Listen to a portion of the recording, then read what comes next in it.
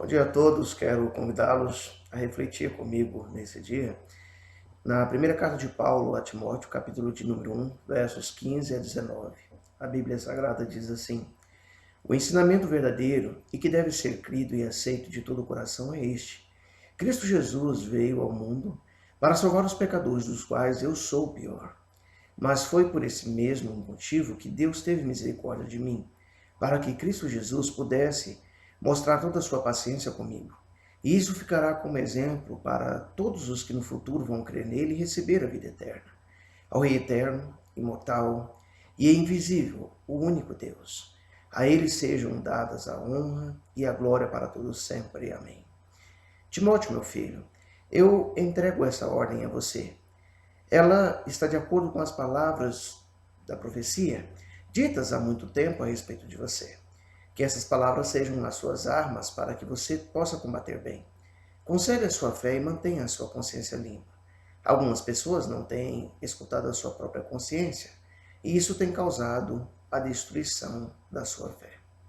Estaremos refletindo nesse dia a respeito do tema: o que aprendi, isso também ensinei.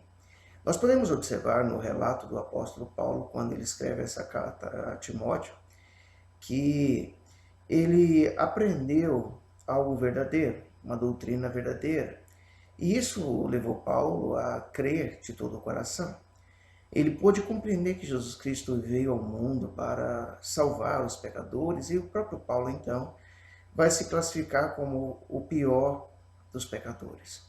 Quando nós pegamos para ponto de reflexão o livro de Atos dos Apóstolos, nós podemos observar, exatamente no capítulo 9, que Paulo ele recebera da igreja a autorização para perseguir a igreja do Senhor Jesus Cristo. Naquela época, Paulo, então, era um fariseu zeloso e ele estava seguindo justamente para destruir a igreja do Senhor. Aparece a figura de Jesus Cristo num clarão e essa luz de Jesus ao brilhar na vida de Paulo causa-lhe uma cegueira tamanha, a ponto dele ter que procurar Ananias, e esse Ananias, por sinal, ser um instrumento de Deus para que Paulo pudesse voltar a enxergar.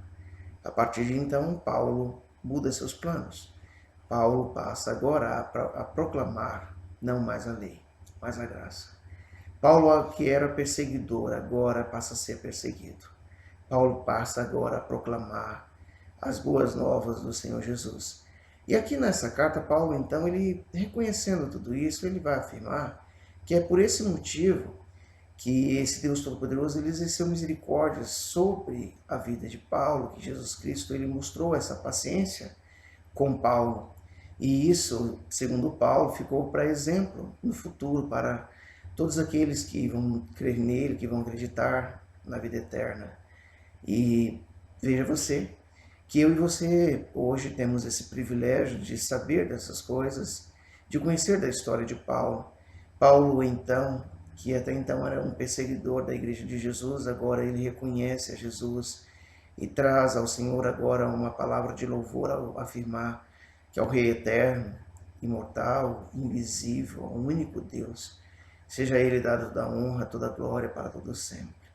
E Paulo não apenas glorifica Jesus pelo que fez, pela sua própria vida.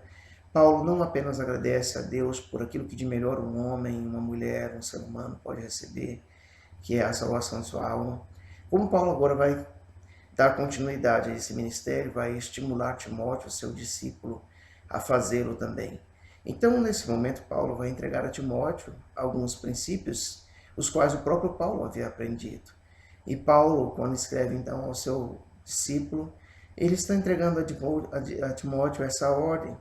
E ele vai falar que essas palavras elas estão de acordo com a profecia e que essa mensagem pudesse ser a principal arma para que Timóteo pudesse combater bem a palavra de Deus.